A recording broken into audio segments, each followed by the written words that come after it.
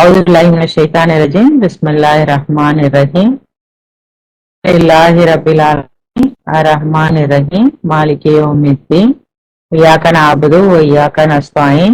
Ihdinas siratal mustaqim. Siratal ladzina an'amta alayhim ghairil maghdubi alayhim waladdallin. Alhamdulillah, மாஷா இன்னைக்கு பங்கு பெறறதுக்கான வாய்ப்பை அல்லாஹ் நம்மளுக்கு தந்ததற்காக நம்ம அல்லாஹ்வுக்கு நன்றி சொல்லி ஆரம்பம் செய்யலாம். அல்ஹம்துலில்லாஹ். ஒவ்வொரு வெள்ளிக்கிழமைகளையும் நம்ம கற்போம் கற்பிப்போங்கிற தலைப்புல நம்ம தொடர்ந்து பார்த்துட்டே வரோம். அல்லாஹ்வுடைய அருளால அது ரொம்ப சிறப்பா போயிட்டு இருக்கு. அல்ஹம்துலில்லாஹ்.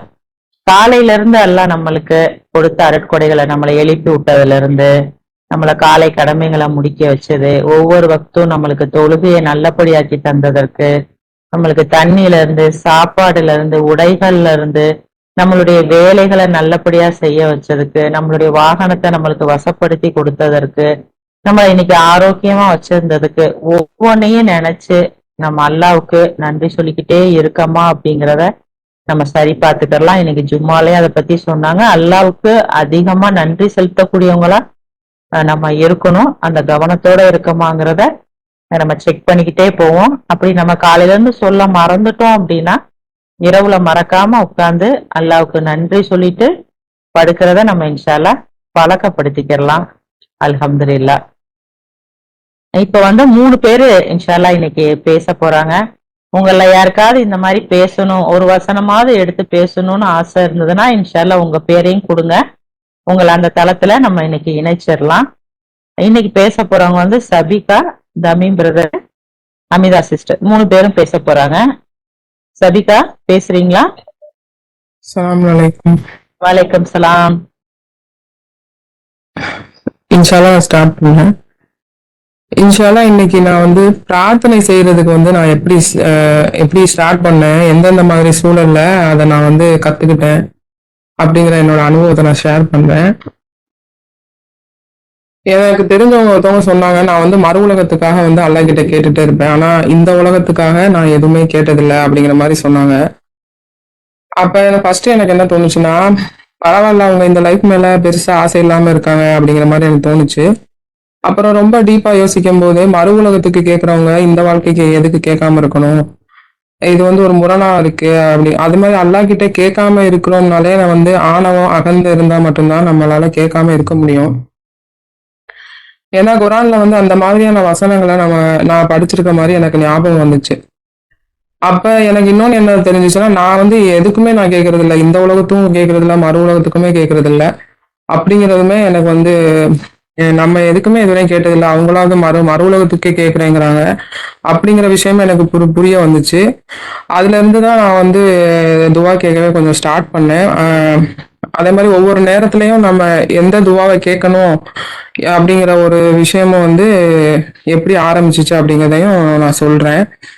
நமக்கே தெரியாம கூட நம்ம கிட்ட அகந்தை இருக்கலாம், அது நமக்கே தெரியாது சில நேரங்கள்ல.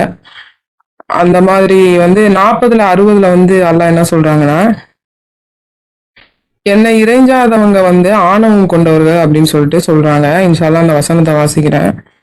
பிஸ்மில்லாஹிர்-ரஹ்மானிர்-ரஹீம். பிரார்த்தனை வழிபாட்டின் ஒரு வடிவம் அப்படிங்கிற தலைப்புல உபதலைப்பு. உங்களுடைய இரட்சகர் என்னை இறைஞ்சி பிரார்த்தியுங்கள், மேலும் நான் உங்களுக்கு மறுமொழி அளிப்பேன். நிச்சயமாக எவர்கள் என்னை வழிபடுவதற்கு மிகவும் ஆணவம் கொள்கின்றார்களோ அவர்கள் வலுக்கட்டாயமாக ஜஹன்னாவிற்குள் நுழைவார்கள் என்று கூறுகின்றார். அதுக்கு ஒரு அடிக்குறிப்பும் கொடுத்திருக்காங்க. பொருள் சார்ந்த ஆடம்பரங்கள் உட்பட எந்த ஒன்றிற்காகவும் கடவுளை இறைஞ்சி பிரார்த்திக்கின்ற பிரார்த்தனையானது வழிபாட்டின் ஒரு வடிவமாக இருக்கின்றது. நமக்கு ஏதேனும் தேவை ஏற்படுகின்ற பொழுதெல்லாம் கடவுளை இறைஞ்சி பிரார்த்திக்கும்படி கட்டளையிடப்படுகின்றது. அப்ப கடவுளை இறைஞ்சி பிரார்த்திக்கிறது அல்லாஹ் ஒரு கட்டளையாவே சொல்றாங்க.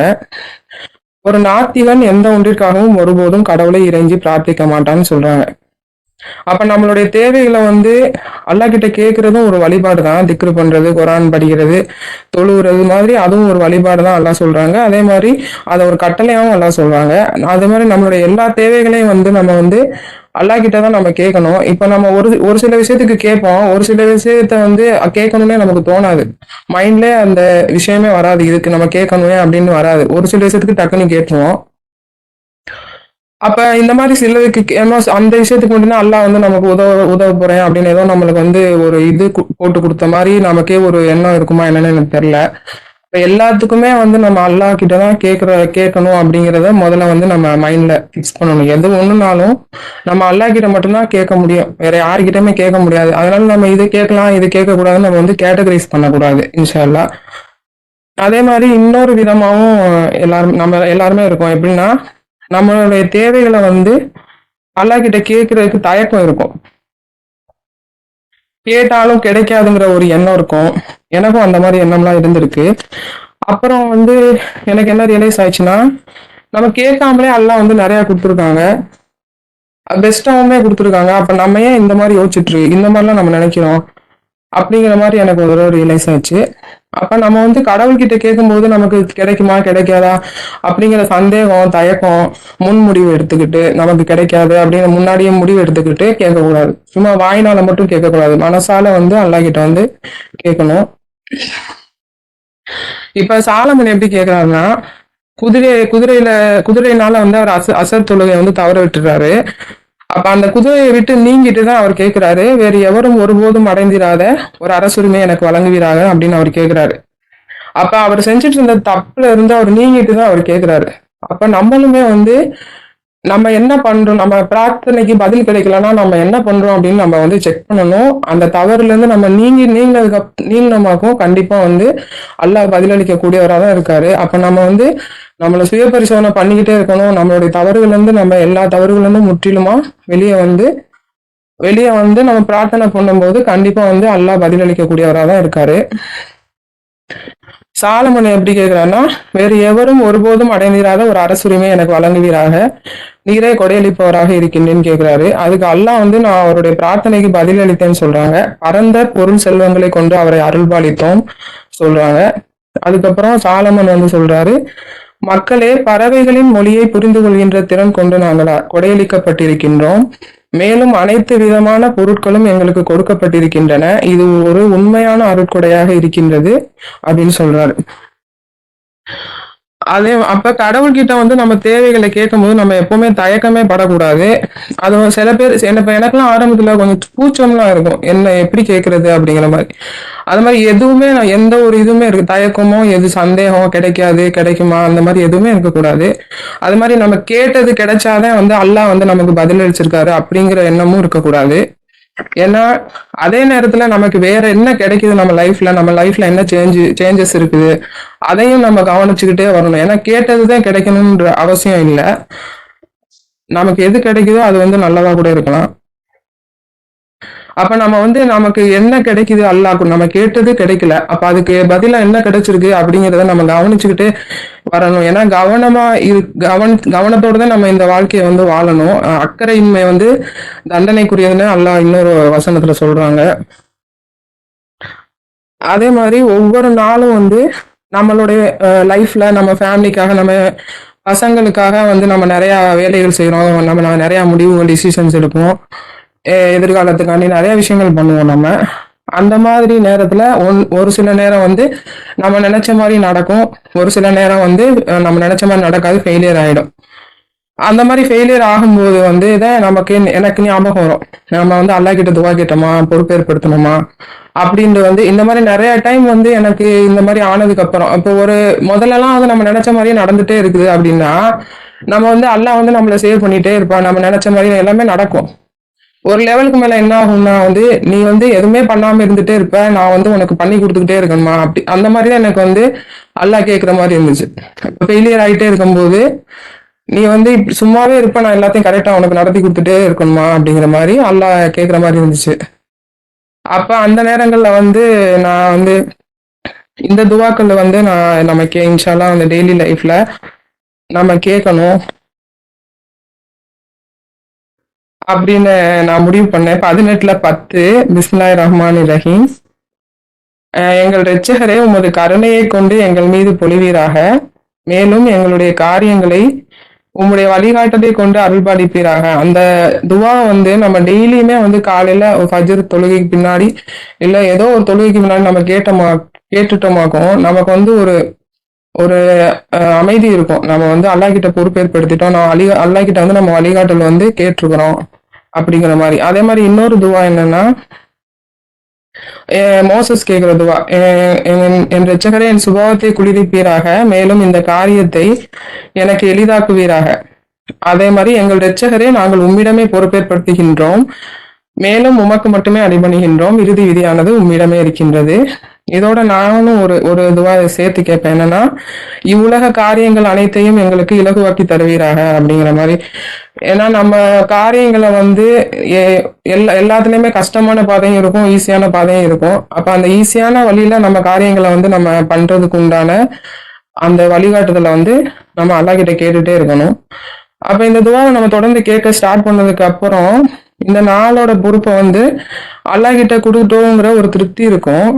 அதுக்காக எந்த பிரச்சனையும் வராது, எந்த துன்பமும் வராது, நம்ம கஷ்டமே பட மாட்டோம் அப்படிங்கிறதுலாம் கிடையாது. அது வந்து நம்மளை பாதிக்காது. நம்ம வந்து அதுக்காக ரொம்ப கவலைப்பட மாட்டோம், பயப்பட மாட்டோம். நம்ம வந்து ரொம்ப இதா இருப்போம், தைரியமா இருப்போம். ஏன்னா சிரமத்துடன் லாபம் இருக்குன்னு அல்லாஹ் சொல்றாங்க. அப்ப எப்பவுமே ஒரு சிரமத்துக்கு அப்புறம் வந்து ஒரு லாபத்தை வந்து அல்லாஹ் கொடுக்காம வந்து இருக்கிறதே இல்லை. அதை நம்ம தான் அதை வந்து கவனிக்கணும். கண்டிப்பா வந்து சிரமத்துக்கு அப்புறம் ஒரு லாபத்தை வந்து அல்லாஹ் கொடுக்க தான் செய்றாங்க. அதே மாதிரி சௌகரியம் வந்து நம்மளை வந்து பலவீனதை தான் படுத்தும். அப்ப நம்ம சௌகரியமாவே இருந்துட்டே இருந்தோமாக்கும் நம்மளால எதையுமே கத்துக்க முடியாது, நம்ம வலிமையாவே மாற முடியாது. அப்ப சோதனைகள் வந்து நம்மளை ஸ்ட்ரென்தன் பண்ணும். அப்ப ப்ராப்ளம்ஸே வரக்கூடாது அப்படின்னு நம்ம துவா கேட்க முடியாது. அதை எதிர்கொள்ற வலிமையை தான் நம்ம அல்லாஹ் கிட்ட கேட்கணும். அடுத்து வந்து இப்ப நம்ம பிரார்த்தனை பண்றோம், ஆனா அதை நம்ம சரியான முறையில பண்றோமாங்கிற ஒரு பயம் இருக்கும். நல்லதை தான் அல்லாஹ் கிட்ட கேட்கிறோமா அப்படின்ட்டு டவுட் இருக்கும். ஏன்னா குரான்லயே ஒரு வசனம் வரும், என்னன்னா 17:11, ஏதோ ஒரு நன்மைக்காக அவன் பிரார்த்திப்பதாக எண்ணிக்கொண்டு தனக்கு தீங்கு இழைக்கக்கூடிய ஏதேனும் ஒன்றுக்காக மனிதன் அடிக்கடி பிரார்த்திக்கின்றான், மனிதன் பொறுமையற்றவனாக இருக்கின்றான். அப்புறம் 2:216 ஒண்ணு வரும், சண்டையிடுதலை பற்றி வர வசனம் அது. உங்களுக்கு நல்லதாக இருக்கின்ற எதையேனும் நீங்கள் வெறுக்கக்கூடும், உங்களுக்கு கெட்டதாக இருக்கின்ற எதையேனும் நீங்கள் விரும்பவும் கூடும். கடவுள் அறிவார், அதே சமயம் நீங்கள் அறிய மாட்டீர்கள். இப்ப இந்த வசனங்களை படிக்கும்போது எல்லாருக்குமே ஒரு குழப்பம் வரும்ல, எது நல்லது எது கெட்டதுன்னு எப்படி நம்ம தெரிஞ்சுக்கிறது அப்படிங்கிற மாதிரி எனக்குமே. இப்ப நான் வந்து ஒரு ஒரு விஷயத்துக்காக நான் பிரார்த்தனை பண்ணிக்கிட்டே இருக்கிறேன். அந்த சமயத்துல இந்த துவா வந்து எனக்கு ஞாபகம் வந்த சமயத்துல ஒரு விஷயத்துக்காக நான் பிரார்த்தனை பண்ணிட்டே இருக்கிறேன். ஆனா எனக்கு வந்து ஒரு இந்த ஏதோ ஒரு நன்மைக்காக அவன் பிரார்த்திப்பதாக எண்ணிக்கொண்டு அந்த வசனம் வந்து என் கண்ணில் வந்து ஒரு 2-3 தடவை பட்டுச்சு. அதோட நான் வந்து அந்த பிரார்த்தனையை வந்து அப்படியே கைவிட்டுட்டேன். எதுக்கு இந்த வசனம் வந்து நம்ம கண்ணில் படுது அப்படிங்கிற மாதிரி ஒரு யோசனை, ஒரு பயம் வந்துச்சு. அதோட அப்படியே வந்து அதுக்கப்புறம் தான் நான் இந்த துவாவை கேட்க ஆரம்பிச்சேன். நோவாக்கு வந்து அல்லாஹ் கற்றுக் கொடுக்குற துவா வந்து, என்னுடைய இரட்சகரே, நான் அறியாத எந்த ஒன்றையும் மீண்டும் உம்மிடம் இறைஞ்சி பிரார்த்திப்பதை விட்டு உம்மிடம் நான் பாதுகாவல் தேடுகின்றேன். நீர் என்னை மன்னித்து என் மீது கருணை புரியவில்லை என்றால் நான் நஷ்டமடைந்தவருடனே இருப்பேன் அப்படிங்கிற துவாவையும் நம்ம கேட்டமாக்கும். நம்மளோட தீங்கான விஷயம் நம்ம ஏதோ நல்லதுன்னு நினைச்சுக்கிட்டு அது வேணும் அது வேணும் இல்ல அதை பண்ணணும் அப்படின்னு நம்ம கேட்டுட்டே இருக்கிறோம்ல, அது நேரமும் வேஸ்ட். ஒரு தப்பான விஷயத்துக்கு நம்ம துவா கேட்டுட்டே இருக்கிறது வந்து அது ஒரு ஒரு வேஸ்ட் ஆஃப் டைம். அதனால இந்த துவாவையுமே நான் டெய்லி லைஃப்ல வந்து நம்ம இதை கேட்டுருவோம் கண்டிப்பா. இது எல்லாமே வந்து இந்த துவா வந்து ரெகுலரா ஏதாவது ஒரு தொழுகைக்கு பின்னாடி நம்ம கண்டிப்பா கேட்டுறணும் அப்படிங்கிற மாதிரி நான் டிசிஷன் எடுத்து ஃபாலோ பண்ணிட்டு இருக்கேன் அல்லாவுடைய உதவியில. அதுக்கப்புறம் நம்முடைய வாழ்வாதாரத்துக்காக நம்ம துவா கேட்கணும்.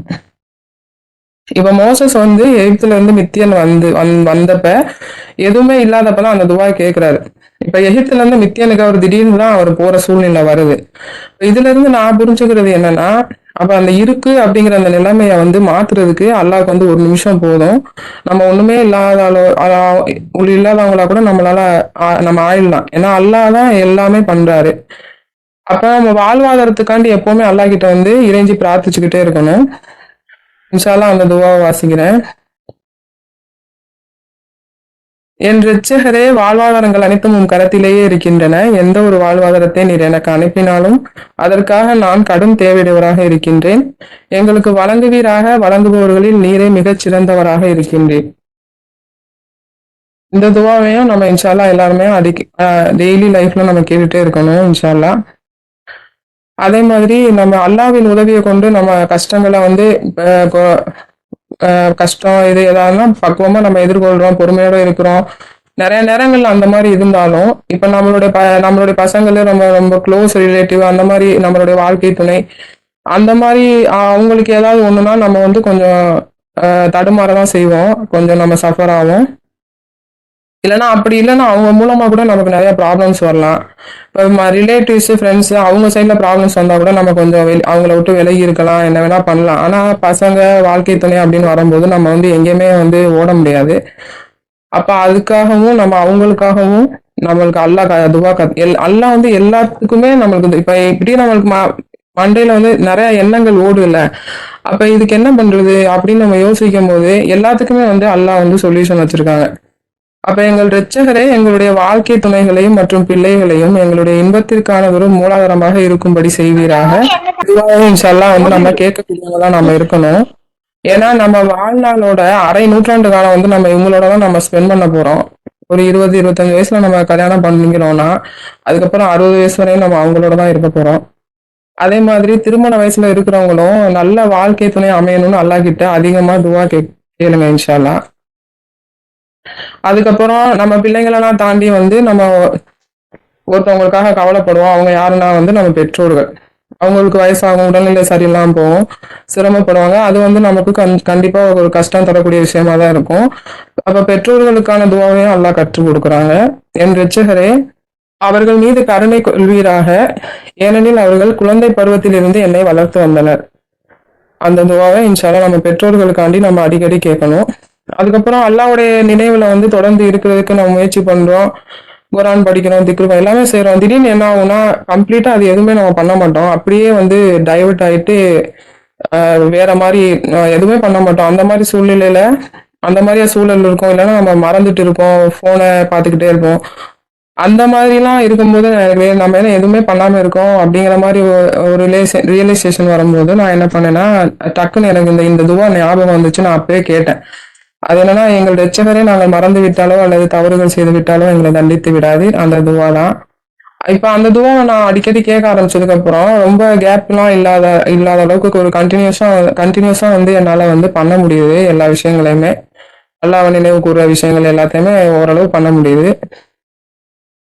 அதுக்கப்புறம் வந்து குரான்ல வந்து அல்லாஹ் நிறைய விஷயங்களை நிறைய விஷயங்களை வந்து நமக்கு சொல்றாங்க. அதுல ஒண்ணு வந்து சாத்தான் வந்து உங்களுடைய மிக தீவிரமான எதிரி, அவன்கிட்ட இருந்து பாதுகாப்பு கேட்க சொல்றாங்க.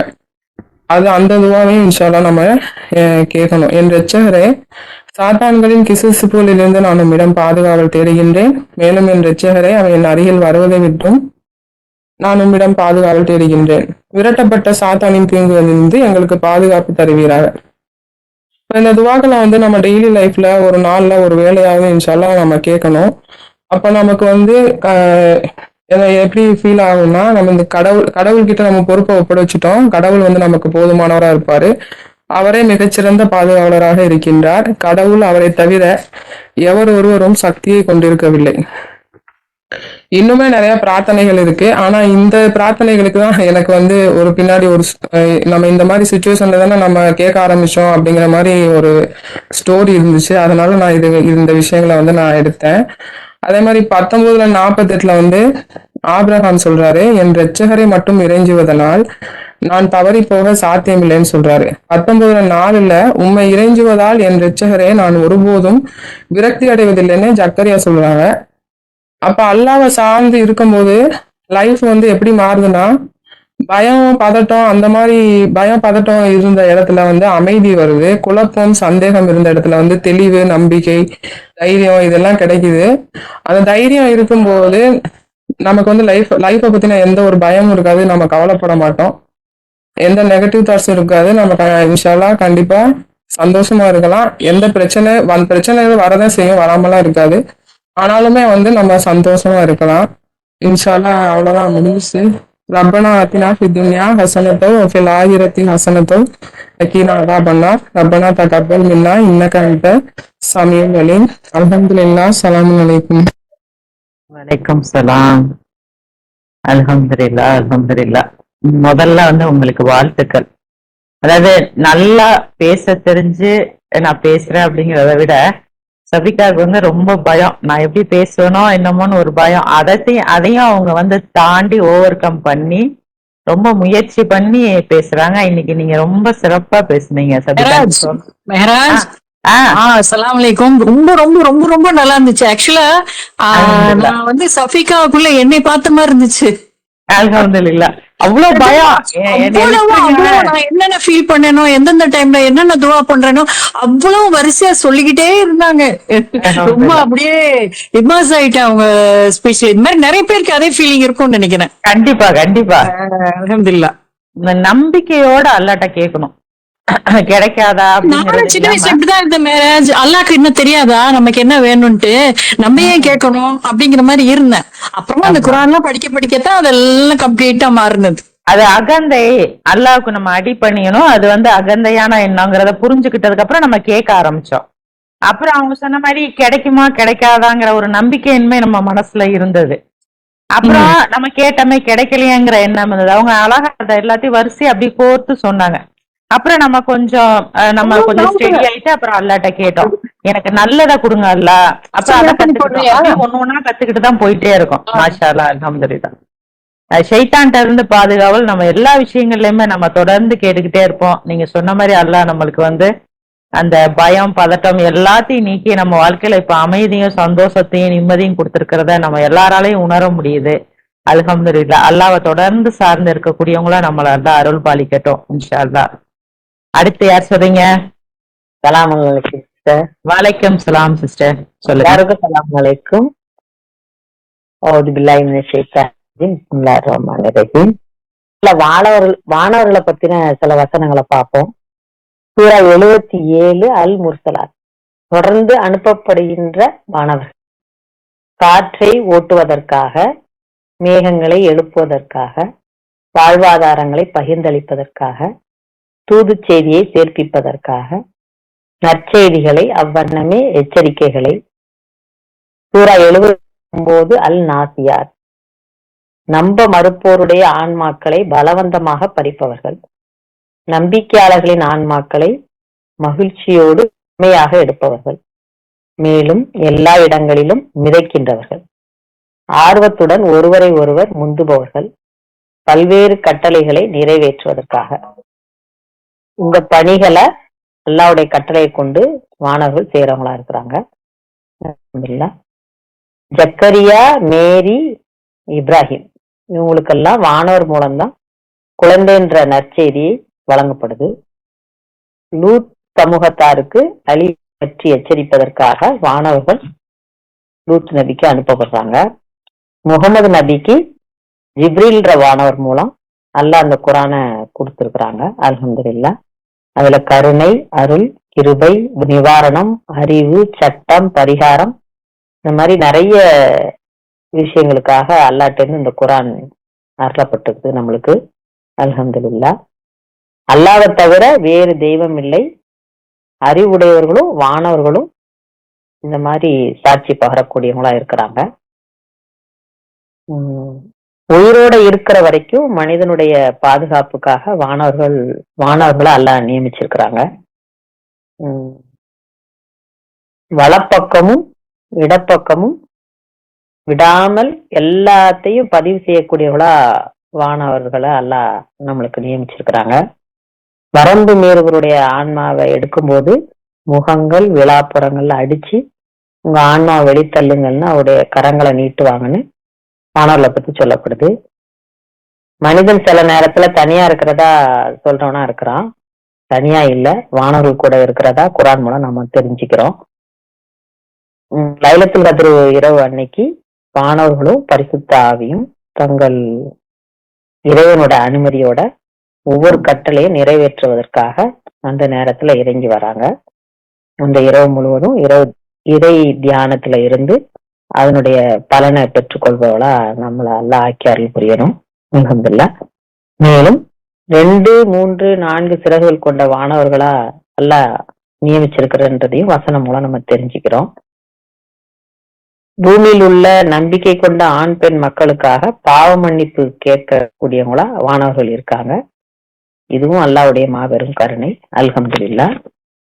மனிதனை படைச்சி வானவர்களை ஸ்திரம் பண்ணிய சொல்றாங்க அல்லாஹ். இப்லீஸை தவிர மற்ற வானவர்கள் ஸ்திரம் பண்ணிடுறாங்க.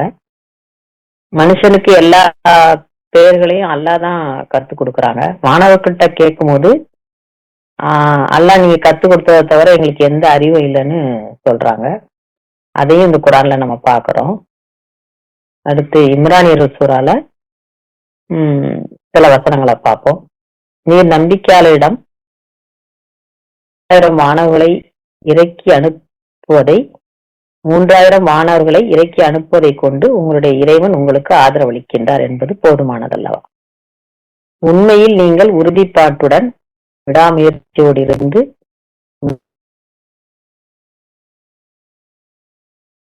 அவர்கள் உங்களை திடீரென நன்கு பயிற்றுவிக்கப்பட்ட மாணவர்களை கொண்டு உங்களுடைய இறைவன் உங்களுக்கு ஆதரவளிப்பார். முன்னாடிலாம் சினிமால ஹீரோவை நல்லவங்களா தான் காமிப்பாங்க. அப்ப நிறைய பேரை எப்படி ஒருத்தரா ஜெயிச்சிடுறாங்கன்னு தோணும். உறுதிப்பாட்டுடனும் விடாமுயற்சி நன்னெறிய பராமரிச்சு வரும் பட்சத்துல அல்லாஹ் நிஜ வாழ்க்கையிலேயே இந்த மாதிரி நடத்தி தரவங்களா இருக்கிறாங்க. அல்ஹம்துலில்லாஹ். தீர்ப்பு நாள் அப்போ எண்ணிலடங்கா வானவர்கள் இறங்கி வர்றாங்க. அர்ஷத் சுத்தி துதித்தவாறும் புகழ்ந்தவாறும் இருப்பாங்க. வாங்கினவங்கள அந்நாள்ல மகிழ்ச்சியோட ஒவ்வொரு வாயிலாகவும் சலாம் சொல்லி மாணவர்கள் வரவேற்பவளா இருப்பாங்க. அப்படிப்பட்ட மகிழ்வுடன் வரவேற்கக்கூடிய ஆண்மக்களாக அல்லாஹ் நம்மளை ஆக்கி அருள் புரியட்டும். அல்ஹம்துலில்லாஹ். அல்லாஹ்வுக்கே எல்லா புகழும். அல்ஹம்துலில்லாஹ். வலைக்கம் சலாம் சிஸ்டர். மாஷா அல்லாஹ். மாணவர்கள் பத்தி நீங்க சொன்னது வந்து ரொம்ப ரொம்ப சிறப்பா இருந்தது. அல்ஹம்துலில்லாஹ். எவ்வளவு வேலைகள் அவங்க பாக்குறாங்க. அல்லாஹ் எவ்வளவு வேலைகள் வந்து சில சில இது விஷயங்கள் சொல்லும் போது நான் அப்படின்னு சொல்லுவாங்க. சில இடங்கள்ல நாம் அப்படின்னு சொல்லும் போது வானவர்களையும் தான் வந்து பணி செய்ய வைக்கிறேன் அப்படிங்கிறத சேர்த்து நம்மளுக்கு வந்து சொல்லுவாங்க.